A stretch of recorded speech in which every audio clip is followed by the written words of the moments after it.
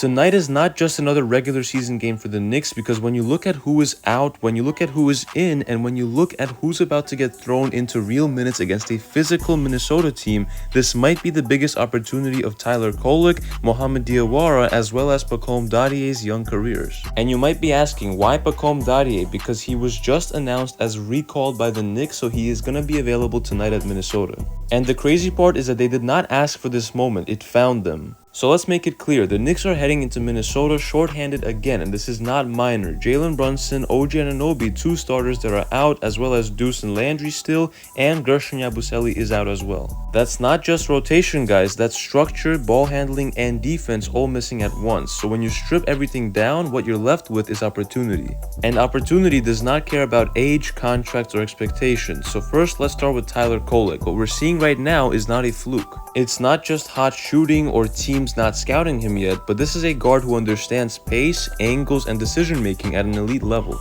In a recent victory against Indiana, he didn't just play well, he controlled the game. 16 points, 11 assists, 5 rebounds, and plus 13 in 26 minutes. And what stood out the most was not even the scoring, it was the defense. Mike Brown literally said post-game that even though Trey Jemison won Defensive Player of the Game for that night, Tyler Kolek easily could have had it too. Think about how wild that is. We knew that Kolek could pass, we knew that he could shoot, but the defense, the anticipation, and the physicality, that's what turns a nice young player into a rotational lock. And tonight with Brunson out, this is not about surviving minutes, this is Tyler Kolek running the show. Now let's talk about Mohamed Diawara, because this might be the most telling development of the last week. Mike Brown did not just give him spot minutes, he started him against the Pacers over a 30-year-old veteran in Yabusele. That really tells you everything you need to know. Diawara is not flashy, he's not hunting shots, he's not forcing anything, but what he is doing is defending, rebounding, running the floor, and playing within himself.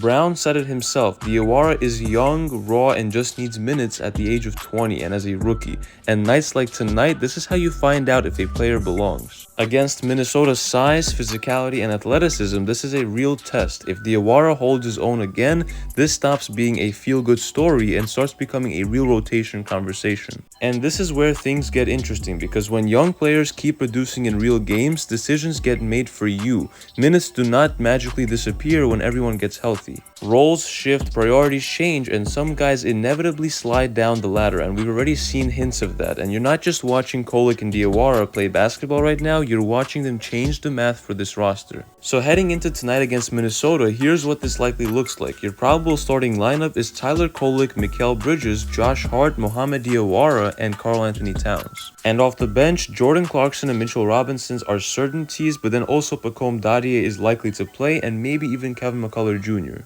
And then I would also keep an eye on Trey Jemison, Ariel Hukporti, and possibly Tosan, depending on how the game flows. And when it comes to Kolek and Mohamed, I really hope he shows us some good signs tonight and maybe some potential down the road. He needs to show a few things. Number one, his shooting skills on the NBA stage, because it hasn't been consistent up to date. He did just drop 28 points on 9 for 15 shooting and 5 for 10 from 3 in the G League showcase a few days ago, but that's the G League, not the NBA. And then defensively, we need to see him in the right spots tonight and also making an impact on that end.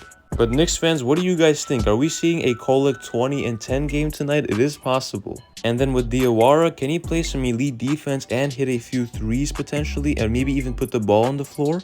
We shall find that out in a few hours, but Knicks fans, enjoy the game tonight, and as always, if you enjoyed this video, make sure to hit that like button and sub to the channel for more Knicks news and updates you will not want to miss. It's been KNYT here, and I'll see you guys in the next one.